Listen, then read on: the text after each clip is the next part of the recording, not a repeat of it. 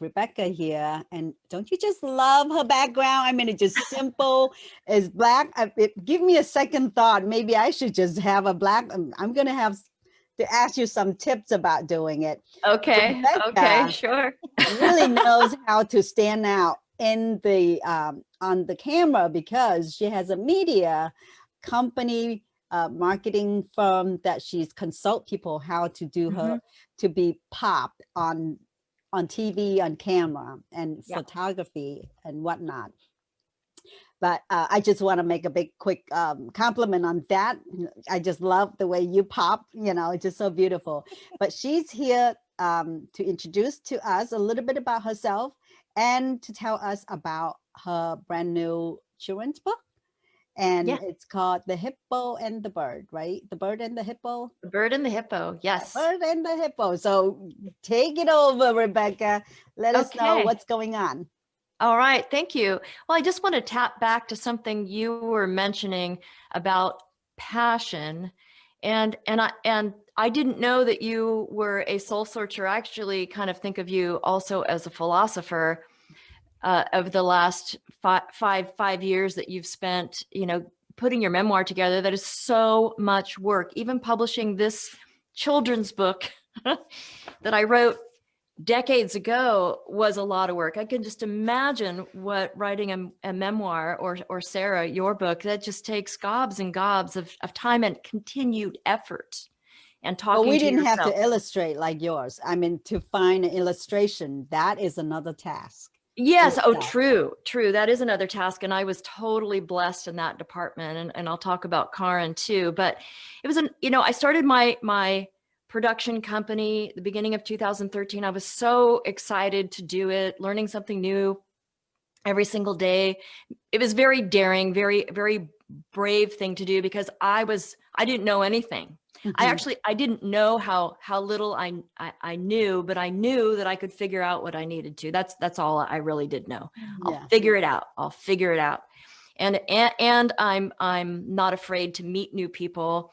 And this town, I felt, was this community that I live in is wonderful for that. It's so easy to meet people, connect people, establish relationships, long-term working relationships, and protecting those relationships is very important, which is a big message in this book, actually.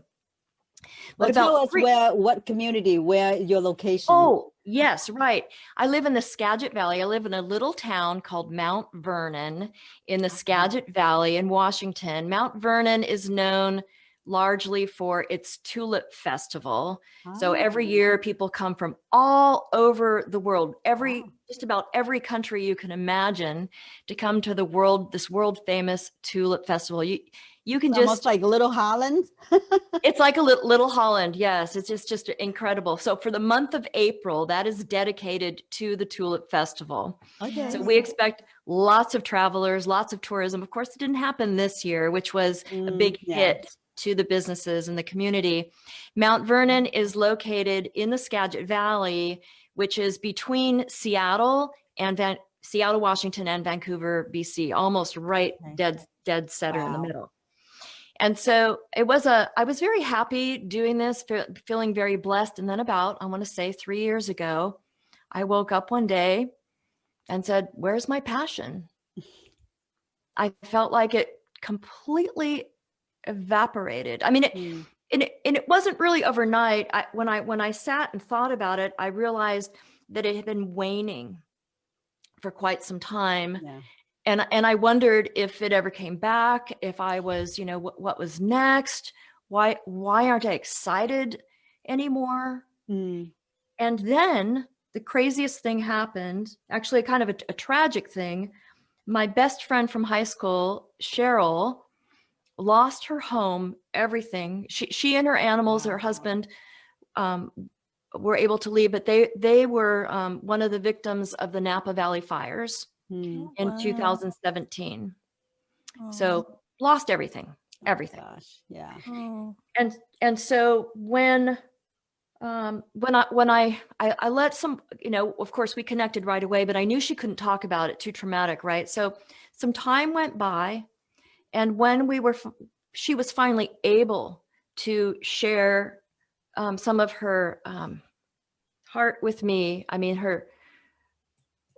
to put some of her thoughts into words over the trauma of losing all of these precious things, you know, and it wasn't big things. It was little things like a metal tractor that her grandfather gave her when she was 5. It's things like that, right? Mm.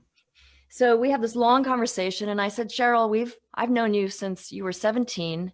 We were on the track team together. We rode horses together. We did all these things. I'm going to go through every single thing I own and find anything that connects us and send it to you. Yearbooks, all kinds of stuff. I mean, Now, yeah, you it took can't me a buy while any to- of those in any stores. You know, you can't buy the memory in any stores. Exactly. Wow. Now, it took a little while to get up the courage to do that, because I knew in looking for things for her, I'd go down rabbit holes and open Pandora's box, basically, right? And there are some things in that box that I knew I probably wouldn't want to remember. But I did it. It took me a few months to do it. And once I did it, I was going through one box, and I found a red folder. On the front of it just said the word journal. It was like made of construction paper, this red folder. And inside that folder were stories and artwork and plays that I wrote in the 5th grade.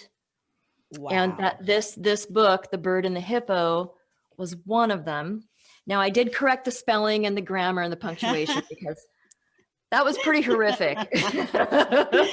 Oh my God, this is so meant to be. I mean, your passion just literally go look for you. So you have to, wow, that's quite a story. And then you decide it's going to do something about it.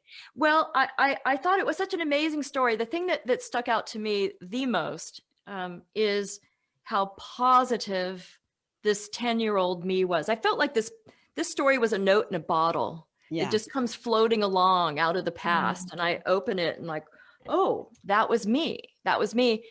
And it was so hopeful and positive. And knowing what our family was going through at the time, we had just gone through a horrific divorce. My father, which triggered a mental illness in my father. My mother he threatened to kill her. Oh gosh. We lost our house. We were on welfare.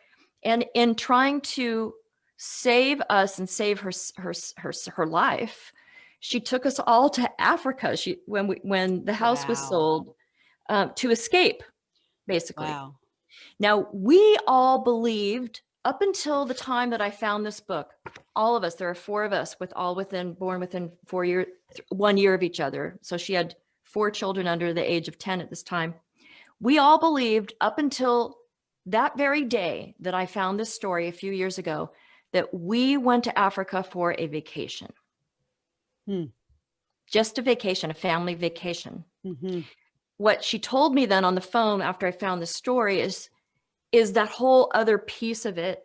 You know, your father threatened to kill us, threatened to burn the house down. Wow. And I felt like I just needed to leave the country with you, of some place he could never find us. And that was this new information. Now this trauma, my father a year later ended up taking his life. And so all of that was wrapped up in this Pandora's box, you know, all of that. Wow. Things that I didn't even know. And so it was sort of like reliving the trauma. I realized I didn't even know, because we never talked about it. It was just too traumatic for the family, the whole thing. Because we were again in hiding when he did take his life. We never talked about it. It was just this taboo subject, this secret, this family secret. For all of these years, we all sort of grew apart with this secret, you know, and this book opened the communication doorway. Just that revelation that we went to Africa for that reason. My mother finally divulged more information, and now we finally know the story. Yeah. It's So this book really was sort of a gateway for bringing our family Yeah. back And it's together. not just an irregular, Mhm. ordinary children's book, but it's got a whole entire story that you can write in an adult books for it. Yeah, really, truly, truly. And the big theme of this book is when you make a when you make a mistake or you think you make a mistake, um, and the shame sets in, because that's the first thing that happens to this Yeah. little bird. Guilt and Mm, Um, shame. Yeah. yeah, that's true. he gets over it like this, and he makes a friend, and he Mhm. turns lemons into lemonade, and they have a little fight, and they make up, and they become friends forever, and they stay in touch. It's Uh-huh. all of the relationship things, like Right. putting people first, really putting animals first in their case, Right. but for Things us. that children able to do, but why is it so hard for adult to do that? Yes, yes, make up and be friends. Right. And yeah, children fight, and then 2 minutes later they play again, and they just, Yes, buddies again. But yes, it is so hard because I think, as the years go by, the wounds getting deeper and people yeah, are getting more. Yeah, I mean, it's like my book is also heal some, and I was hoping to heal more because there's a lot of things that bury under the rug that not people are not willing to talk about it and not willing to confront with the feeling that we yes, all have. yes, And it's all about open up a dialogue, and the mhm, misunderstanding should be able to review itself. And we are older now, we're wiser now, we should be able to look beyond whatever happened in the past. But I'm so sorry to hear about your dad. And but you did have probably a good time in Africa. That's why the book was it's written in Africa when you were there. yeah, yes, and you know those little birds that ride Mhm. around on the backs of the hippos, Mhm. that relationship, that symbiotic relationship that Yeah, they have. I guess that must have stuck in my brain, right. because Mm. that's really the visual of this hippo and bird becoming friends So forever. by helping your friends, you actually open up not a can of worm, but a can of treasure that you have hidden for a long time. That's right. Yeah, imagine if, you think about that, the things that we do without even thinking, and discoveries that we make, and then we track Yeah, back, well, had that not happened, then I yeah, wouldn't have done that, then right. that wouldn't have happened, Mm, that sort of thing. Yeah, it's yeah. amazing. I think it's great if people want to go back and rediscover themselves again. And I call it, you can't reinvent yourself unless you rediscover yourself. Yeah, What was Who are you in the past, and what yeah, are you become because of all the path that it take you to make you become the person you are today. So if you can be able to link back to all of those, then you can reinvent yourself, don't you right. think? I absolutely do think, and Mhm.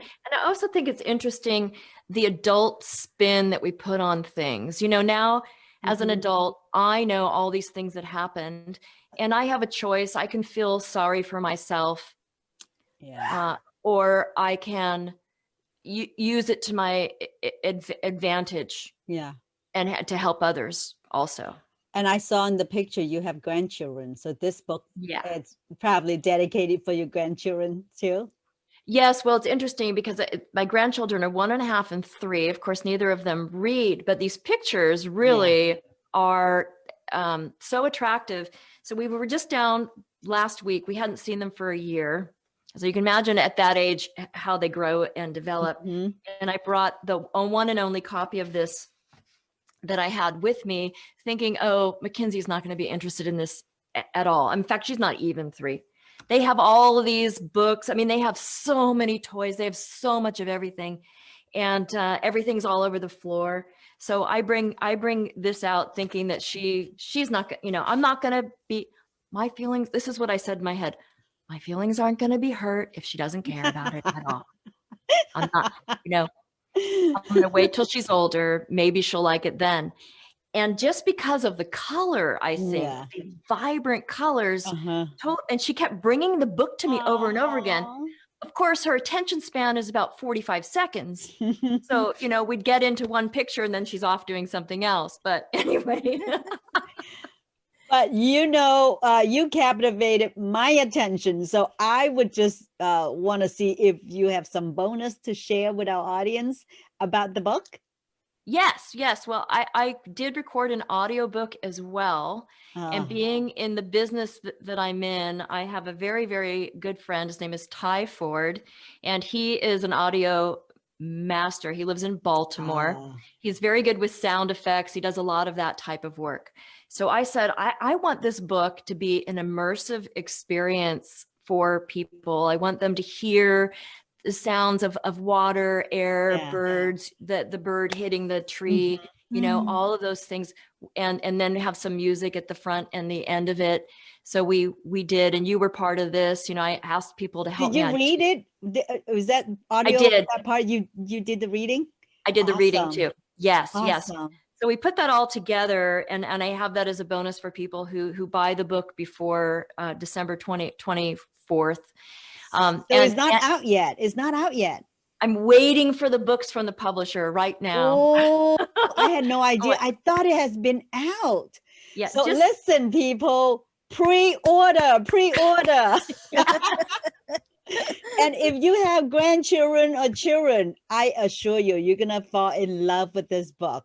I get a little taste of it, and I have been thinking about Rebecca, about her book. So it's a very, very happy. Thank you. Yeah. It's a very, very happy book.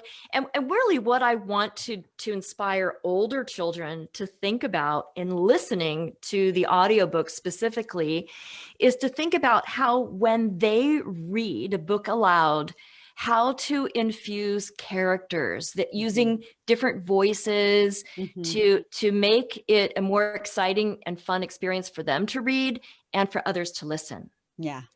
And I think, let me do a guessing. We also, you also part of Toastmasters. Yes. You guessed right. So if you want to fine tune your speaking skill or impersonating skill, Toastmaster is a good place. I mean, you know, we are three of us a product of Toastmasters. Well, yes, Toastmaster a little plug.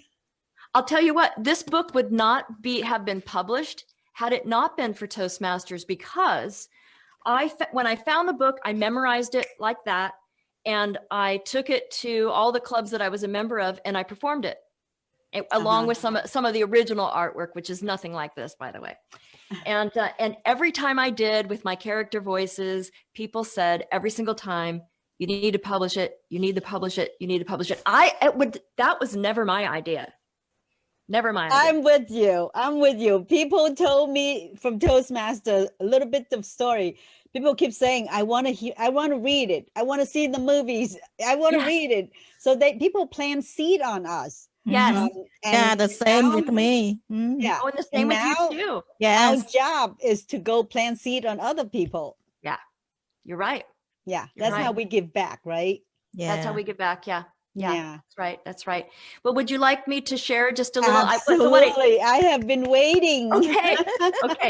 I put some of the images together with the audiobook, and I'll just play, 10 seconds or so. A little bit. Just give them a taste. Just a taste. Yes. Okay. And please put your website and order information in our on our group page. On our Facebook group. Yes, you bet. You bet. Okay, so here it is. Oh, so cute.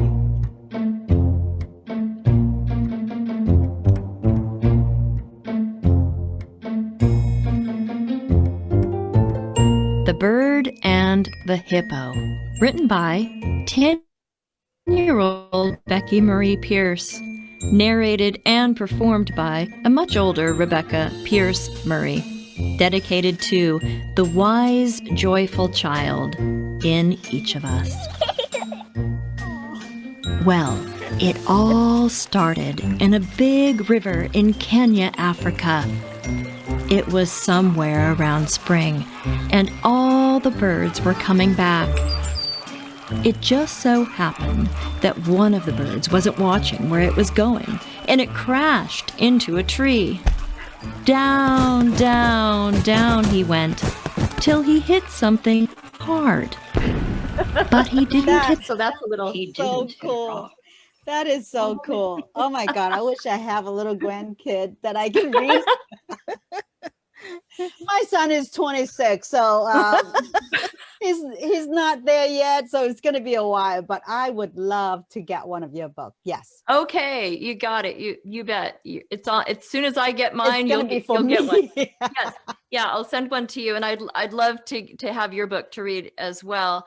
You know, I reached out to some teachers, some fifth grade teachers in town, and asked them about their, of course, they're doing all these virtual classes now, and asked them if I could share the book with the kids and maybe be part of a narrative class that they Yeah. have. And so that'll be happening in the first of the year. After the first of the year, I'm so excited to work with these fifth grade teachers, because had it not been for Mr. Kaiser, and his red pen marks are all over that story, I'll tell you. Had it not been for Mr. Kaiser and his influence, his inspiration, he read The Hobbit to us that year. I remember just falling into that story and starting to use my imagination, really, I think, to lift myself above the circumstances that we were in. Because in spite of everything that was happening, I don't ever recall feeling sorry for myself. I mean, I remember feeling traumatized and incredibly immobilized Right. when I found out my father took his life. And still, I mean, I still am. And It is. It's a tough one not to. Yeah. Mm-hmm.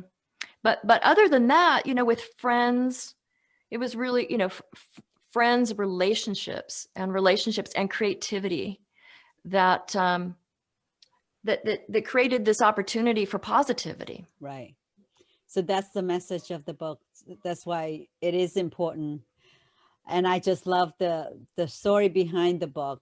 They're not just an ordinary story of a teenager, but the incident that happened to you at that time, and how you have this outlet to create that creativity and then bury it for years and years and years and not remembering it. And now you get a chance to relive your passion. And are you planning to write any more books after this one?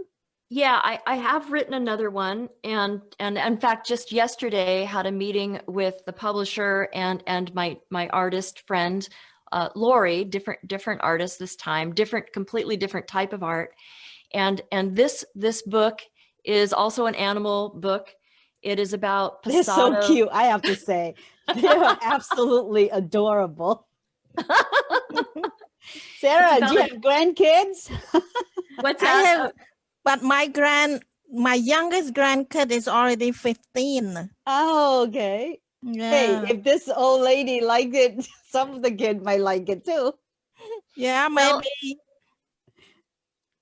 the next book probably, I mean, the next book definitely is for older kids. Mm-hmm. Because it's a heavier story. It's part of Washington state history. A huge law change as a result of what happened to this donkey named Pasado, Oh. who when he was 22 years old, he had just celebrated his 21st birthday. He was he was a beloved donkey, wonderful being. And he was murdered by these 3 teenage boys. Oh. As a result of that, though, the animal cruelty laws in Washington state were changed, huge, swift change, because of people rising up in Pasado's name. And also this amazing animal sanctuary, Pasado Safe Haven Animal Sanctuary, who has saved thousands and thousands of animals all across the United States, was founded in his name also. And so these good things, it's the message of the good coming from the traumatic event, I guess. Right. Sort of really what we're all trying to do with our lives. Yeah. I mean, we can't stop bad things from happening, but we can actually use those as the inspiration story. Yeah, and we how learn can from do it. Yeah. We use the lesson from that. But I want to thank you so much for sharing with our audience, and it just make me so happy to be able to listen to that clip and to see that illustration again. It just make my day.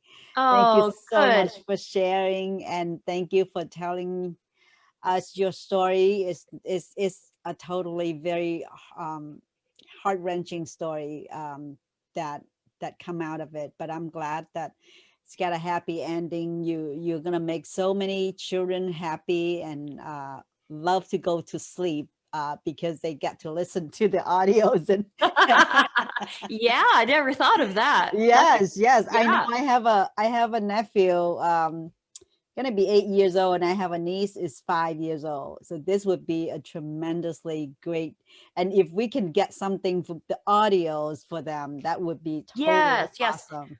Well, if you go to birdandhippobook.com, there's no Mhm. the on just birdandhippobook.com. If you buy a book there before December 21st, then I'm going to send the audio file along with it. Email the audio Is it on file. Amazon?